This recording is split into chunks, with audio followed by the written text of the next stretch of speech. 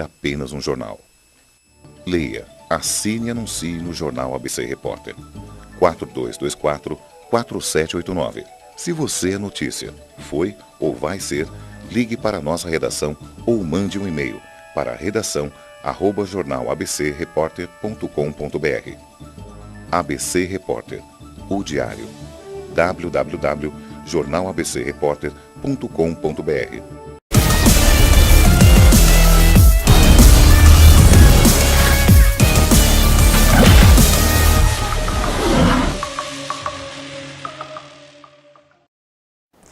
Olá, mentes digitais! Estamos começando com mais um Cachó Digital.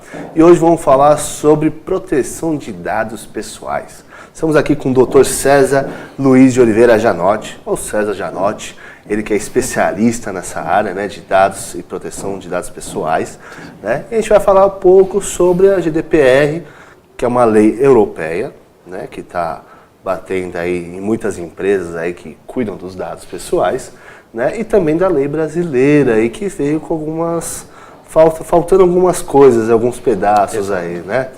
Tudo bem, doutor? Como tá? Bom dia Bruno, bom dia a todos. Gostaria de agradecer a esse honroso convite e será um prazer bater um papo aí sobre essa lei nova que certamente tem muitos pontos polêmicos, muitas coisas a serem debatidas.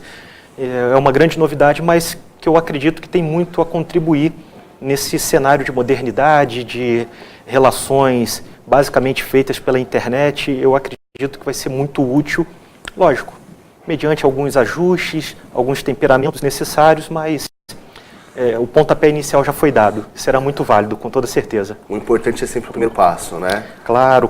Temos que dar o primeiro passo. Esse primeiro passo, eu acredito até que foi um pouco tardio. Essa lei, o projeto dela foi sendo debatido pelo nosso Congresso há pelo menos uns 8 anos, então demorou muito. Então, em alguns aspectos, ela até já nasce um pouco desatualizada, mas até por conta da entrada em vigor da legislação europeia, isso acabou sendo um incentivo, um estímulo para que nós também colocássemos a nossa efetivamente aí para rodar. Quem não sabe aí, tá? Vamos lá, vamos refrescar um pouco a memória. Vou pedir para o pessoal colocar a foto aí de uma pessoa importante que foi recentemente no Senado americano, recentemente, eu falo alguns meses atrás aí, debater um vazamento de dados pessoais. Aí, ó, Mark Zuckerberg, ninguém menos que o CEO, né, o dono do Facebook, essa ferramenta aí, né, que todo mundo usa, sim, né, sim. Que deu uma grande polêmica agora nas eleições aqui do Brasil. Quem está assistindo a gente ao vivo aí está sabendo. Exato. Né? E que foi lá debater isso, né? Que esse vazamento de dados. Porque tinha aplicativos, né, dentro do Facebook. Sim. Foi um episódio extremamente importante e, de certo modo, grave. Muitas pessoas até imputam o resultado das últimas eleições ao tratamento de dados que foi dado a partir da captura de informações pessoais por conta desses aplicativos embutidos dentro do Facebook. Então, alguns aplicativos aparentemente inofensivos, aparentemente vestidos de brincadeiras, coisas singelas, na verdade obtinham informações extremamente relevantes que, recebendo o devido tratamento e com uma finalidade que nem sempre ficava muito claro para quem fornecesse os dados, acabou sendo utilizado para definir perfis e nortear campanhas, enfim, uma série de coisas para que os candidatos pudessem atingir efetivamente uma parcela relevante do eleitorado, resultando no resultado positivo, numa definição aí positiva das eleições. Pessoal, só para dar uma refrescada para vocês entenderem, o tema é abrangente, é grande, mas é curto o espaço de tempo. O que seriam os dados pessoais? É tudo que você escreve no Facebook, lá seus posicionamentos políticos, religiosos, seus dados também pessoais, né, de consumo, dados, fotos, digital, tudo. Isso são dados pessoais seus, né, e que alguns computadores, vamos dizer assim, né, alguns aplicativos puxam isso e tratam isso. Como que eles tratam? Eles põem lá a classificação. Ó, temos aí pessoas que são religiosas, então o número de pessoas religiosas é grande. Então são passados para certas pessoas isso para trabalhar isso.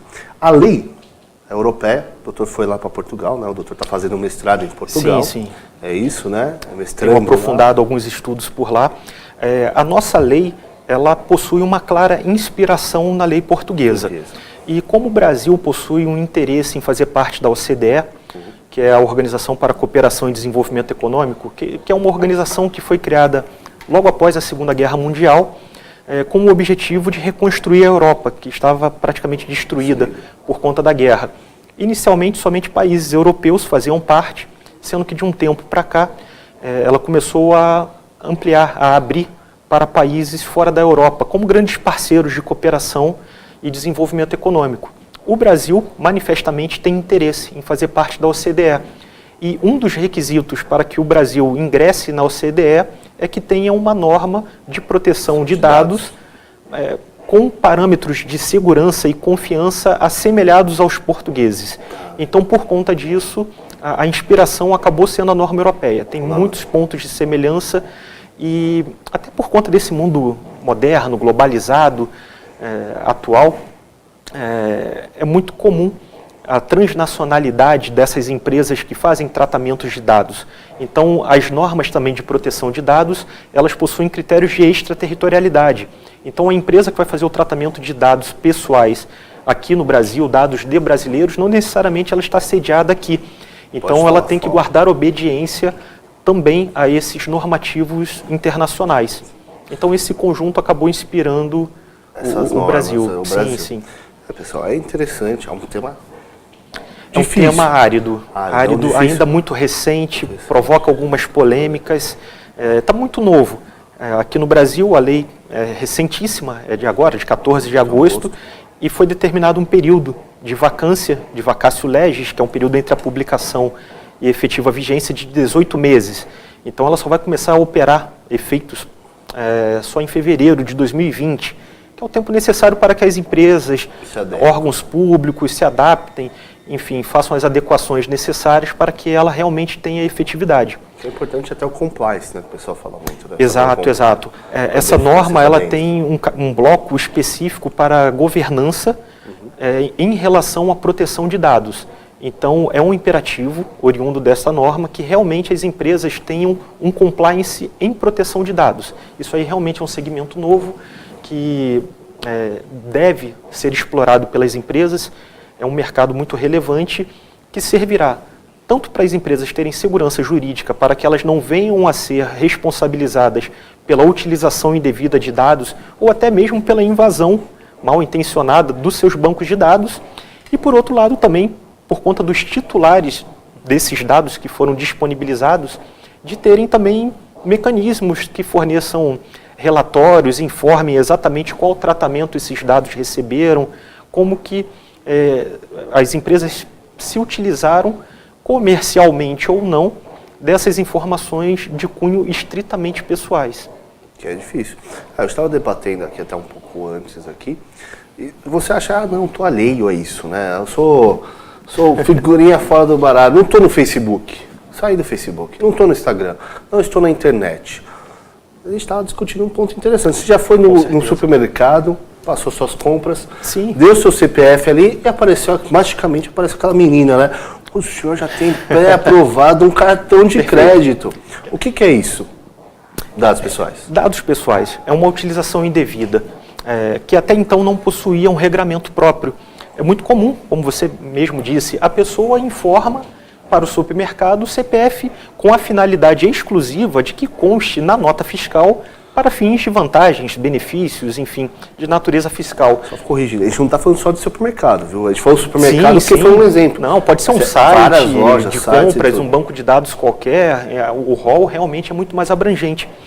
E, magicamente, como o Bruno bem informou, aparece um funcionário que acabou dando um tratamento diverso daquele que foi autorizado ao seu dado pessoal. O titular do dado quis apenas que aquele número constasse na nota para os benefícios fiscais. Ele não queria fazer uma análise de crédito, nada do gênero. Então, tem dois grandes pilares dessa nova Lei de Proteção Geral de Dados, que é a confiança. Realmente, o titular de dados, ao disponibilizar essa informação, ele confia que quem está do outro lado tem um legítimo interesse em utilizar aquele dado para a finalidade exclusiva para a qual essa informação foi passada. Então, sempre que houver uma distorção, essa empresa estará violando significativamente essa confiança e poderá ser sancionada, sofrer sanções por conta disso. Aqui no Brasil, as sanções são quais? Só para o pessoal ter uma noção. Como Claro. que eu acionaria, por exemplo? Não gostei. É claro que ninguém vai virar isso daí, não chamou, mas um dia esses dados podem ser tratados de formas inadequadas. Claro, Como que eu falei? claro. Não gostei. Sim. Qual sanção poderia ser aplicada? O que eu poderia fazer? Bom, as sanções elas poderão advir de 3 esferas. Poderão ocorrer nas esferas administrativa, civil e criminal também. A nossa lei, a 13.709, ela prevê especificamente as sanções administrativas, que poderá ser desde a adoção de providências em relação à segurança de informações, advertências, disponibilização de relatórios de forma compulsória e até mesmo a imposição de multas, que pode variar de 2% do faturamento da empresa até 50 milhões por episódio. Então são multas significativas, são multas bem pesadas. Na área civil, a lei se reporta aos mecanismos existentes da área civil, responsabilidade civil, enfim. E os direitos eles poderão ser tutelados individualmente ou coletivamente, por associações, pelo Ministério Público ou pelo próprio interessado que reputar que os seus dados foram violados. E na área penal, vai depender especificamente das consequências da violação.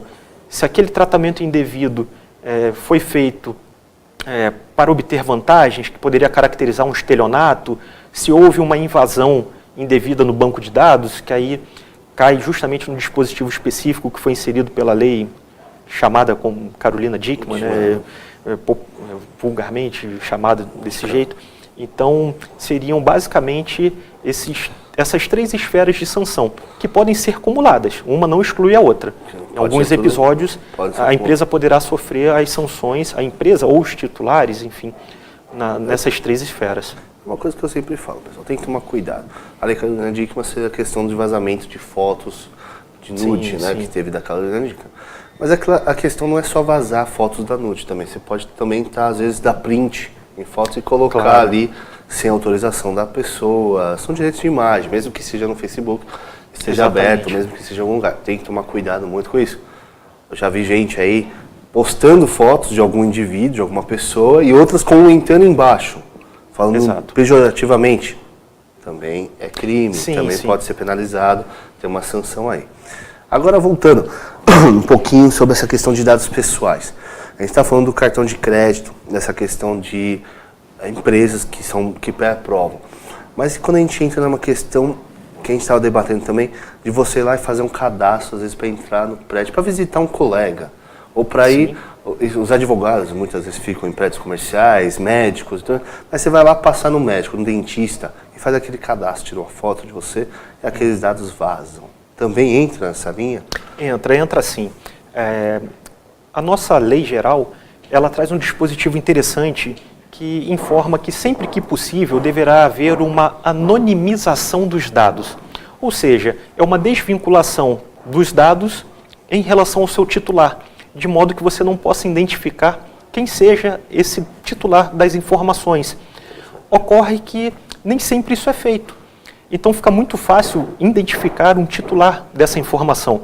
Então, como você bem informou, em um condomínio, basta você dar o nome completo, que é o que eles pedem para ingressar, o número de um documento e a sua foto. Ou seja, são dados mais do que suficientes para identificar a sua pessoa. E além disso, não é só para identificar a pessoa, isso pode representar também uma identificação de hábitos, de rotinas, identificar exatamente o que você está fazendo ali.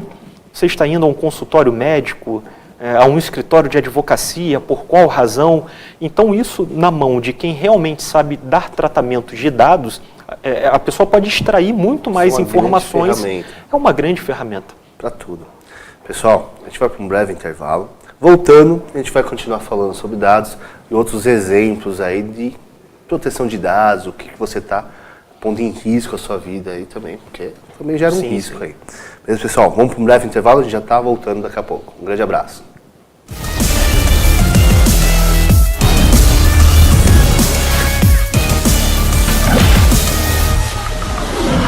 Sob nova direção e mantendo a comida caseira, sejam bem-vindos ao Restaurante da Praça.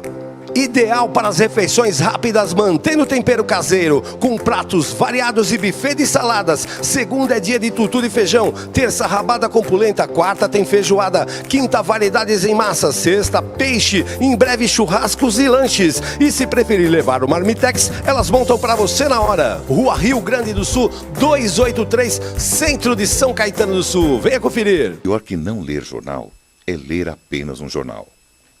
Leia, assine e anuncie no Jornal ABC Repórter. 4224-4789. Se você é notícia, foi ou vai ser, ligue para a nossa redação ou mande um e-mail para redação@jornalabcreporter.com.br. ABC Repórter, o diário. www.jornalabcreporter.com.br. Com a Juliana Flores, você está a um clique de deixar alguém ainda mais feliz. Entrega de presentes, flores e momentos únicos em até 3 horas em todo o Brasil. Acessou, comprou, chegou, sorriu. Juliana Flores. Celi, grande Celi, chefe premiada, filha do famoso Bico Fino, 3 ambientes muito acolhedores e com receitas irresistíveis, trazendo a moderna tendência em alimentação saudável, o Comfort Food. Nada mais é que o sabor que mexe com as memórias e traz uma deliciosa sensação de bem-estar. Buffet self-service aquilo, almoço de segunda a sexta-feira e almoço especial no domingo. Rua Rio Grande do Sul, 425, centro de São Caetano do Sul, ao lado da Avenida Goiás.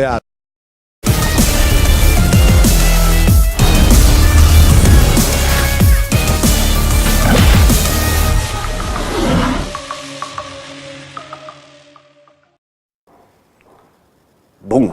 Saiu da cachola? Ainda não? Eu vou falar mais algumas coisinhas aí para você pensar. Você acha que dados, né? Quando a gente fala de dados, a gente pensa muito em computador, né? Daqueles dadinhos, pensa no Matrix, né? Aquelas linhas escritas de código. Mas você tem que entender, não é só isso. Proteção de dados vai muito além. É uma discussão profunda, né? É uma discussão difícil. A gente estava até debatendo aqui. Uber, você estava falando, né, doutor? Fala um pouco o que você estava me falando do Uber. Estou falando de qualquer aplicativo de carona. Aplicativo de transporte. Google não, também não tem necessariamente. isso, né? Exato, exato.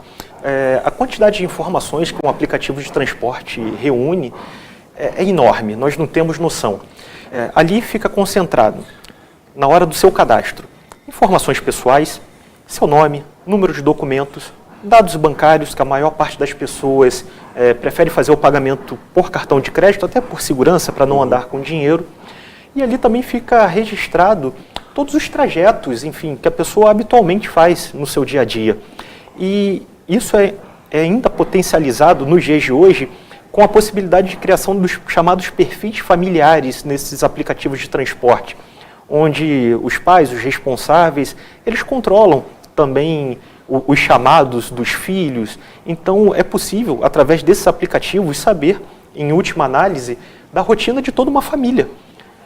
É muito comum as pessoas indicarem também, até como atalhos nesses aplicativos, endereço do escritório, do local de trabalho, da sua casa, do colégio do filho. Fica Então, tudo ali isso com favoritos, né? Exato. Então, isso, obviamente, isso não é utilizado para essa finalidade por esses aplicativos. Mas caso haja uma invasão, uma utilização, um vazamento, exato, isso nas mãos de alguém mal intencionado, é possível que a pessoa saiba integralmente a rotina de uma família. E pode isso prejudicar, né? Sim, pode até envolver questões de segurança, enfim, daquelas familiares, daquelas pessoas. Riscos de sequestro para monitorar as vulnerabilidades, horários, o que as pessoas efetivamente fazem. Então, realmente, são dados extremamente perigosos. E tem gente aí que pensa assim, não, mas eu não pego Uber. Mas o Google, seu celular, seu Android, tem Sim. isso. O celular é da Apple. A própria ativação do GPS do celular que vai registrando o trajeto, por onde a pessoa está passando, onde a pessoa anda. Aí talvez isso, se for confrontado com a captura de imagens de câmeras, que hoje em dia é muito comum, todos os lugares nós estamos sendo vigiados aí por câmeras permanentemente. Então, o cruzamento dessas informações pode trazer muitos dados relevantes que nas mãos de pessoas mal intencionadas isso pode causar problemas enormes. Então, pessoal, não é uma coisa assim, a gente não está falando de uma coisa assim, só quem usa a internet. Não. Não é não. Se você usa celular, se você usa qualquer tecnologia, né? Se você está trafegando pela rua também, tem ali, se você passa no dentista, no médico, vai consultar um advogado, vai consultar um arquiteto. Muito bem lembrado, Bruno. Em tudo. Muito bem Ou lembrado. você vira um ermitão, né? Vai morar um ermita, né? Que o pessoal fala, né? Vai morar vai na se floresta, enclausurar em algum lugar, vai morar sem tecnologia nenhuma. Exato. Né? Que é difícil hoje em dia. Ou você entende que essa lei ela tem que vir, é um primeiro passo, mas tem que vir diversas outras legislações, Perfeito. diversos outros regulamentos que são importantes. E a empresa ela tem que procurar um escritório especializado, né? Nessa questão para fazer um compliance, averiguar se está correto, tanto se quiser adentrar em mercados externos, né? Mercados no exterior, como aqui no Brasil também, que futuramente vai vir. Né? Sem dúvida. É uma tendência, né? Não, você até lembrou num ponto muito importante, Bruno, que é o seguinte, essa lei de proteção de dados, ela não se limita a meios eletrônicos. Ela é de dados fornecidos em qualquer ambiente. Ambiente hospitalar, por exemplo, é muito comum para realizar algum tipo de exame que seja fornecido uma ficha onde o paciente tem que falar se ele já foi submetido a cirurgias, se ele tem alergias, se ele faz uso de medicamentos, e também se responsabilizando em relação a algumas decorrências desse exame. Às vezes tem um contraste, alguma substância que pode causar algum problema e até colocar em risco a saúde da pessoa. Então, não necessariamente essas informações são em meio eletrônico. Isso pode acontecer em qualquer ambiente, no dia a dia. E, mais uma vez, esse tipo de informação, caso seja mal utilizada, se ela cair em mãos indevidas, ela, por exemplo, pode acarretar um aumento num plano de saúde, por exemplo. Um seguro de vida. Um seguro de vida. Até uma recusa. Analisando ali um risco, um perfil ou uma doença pré-existente, uma operadora de plano de saúde ou uma seguradora pode vir a se recusar ou majorar indevidamente por conta dessas informações. Então, são situações corriqueiras que parecem não ter tanta importância assim, mas que ganham muito relevo. Ganha um mercado grande aí. Enorme. Você estava falando a questão de até dar monitoramentos cardíacos. Exato. Não sei se é permitido falar, mas... Sim, não sei se a gente pode falar, mas essa questão, né? Pessoas que compraram isso foi publicizado, né? Então acho que não tem tanto problema de falarmos isso. No início desse ano, o Brasil passou por um dos maiores episódios de vazamento de dados, que foi com uma grande empresa aí, líder talvez, de comércio de artigos esportivos pela internet. E nessa comercialização houve um interesse peculiar na parte do banco de dados referente a monitoramento cardíaco. Aqueles reloginhos que tem uma cinta, que muitos corredores utilizam. E normalmente esse equipamento ele tem um aplicativo que faz um tratamento dessas informações, guardando batimentos cardíacos, alguns até pressão arterial, tem uma série de informações que são prestadas. Então, todas as informações que são relativas à saúde, a própria lei classifica como dados sensíveis, justamente por conta dessa possibilidade de utilização indevida para majorar preços ou recusar a prestação de serviços. Então, nesse episódio que ocorreu no início do ano, houve o vazamento de dados de quase 2 milhões de usuários e o alvo principal eram os consumidores que adquiriram esse tipo de monitores cardíacos. E, ao que tudo indica, a utilização seria por planos de saúde e seguradoras, justamente para a aferição de fatores de risco dessas pessoas. Esse tratamento de dados não para te dar um benefício, viu? Mas sim para esse autobeneficiário e falar assim, isso daqui tem uma condição médica tal, talvez acho que seja melhor a gente tirar ele da nossa lista, né? Excluir fatores de risco. Colocando ali, classificando cada um. E além disso, também teve uma outra informação sensível, que nessa captura indevida do banco de dados, tinham consumidores classificados como pessoas politicamente expostas. Então tinha uma série de dados de servidores públicos, de tribunais de conta, que fizeram compras cadastrando nesse site o e-mail funcional. E como são pessoas que desempenham papéis chaves de fiscalização, de outras coisas, também não se sabe, por enquanto, se poderia ter um interesse também em relação a essas pessoas especificamente. Ter a vantagem de ter conhecimento quem são essas pessoas e também essas pessoas seriam pessoas de risco, né? Elas estariam mais expostas a um risco aí a sofrer alguma coisa. Exato. Ainda mais que a gente teve aí um atentado num presidenciável, que também seria uma questão assim, que se pudesse se prevenir, seria essa ideia de tratamento. Quando há a invasão a um banco de dados, não tem como sabermos previamente, de antemão, qual será a utilização. Por isso, a necessidade de realmente ter uma fiscalização efetiva e ter essa congruência entre o motivo, a finalidade, o legítimo interesse e a confiança.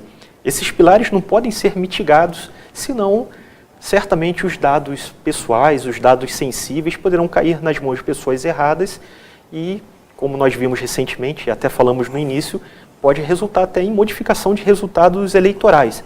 Então imagina como que isso não pode trazer implicações no dia a dia, em comércio, mercados, etc. Tô vendo aí, tem gente que deve estar assistindo e falando assim, eu já sabia, por isso que eu não uso tal coisa. Tem gente até com mais idade, às vezes, seguindo a gente, que também fala, não, tá vendo, eu vou falar, tecnologia veio aí para atrapalhar.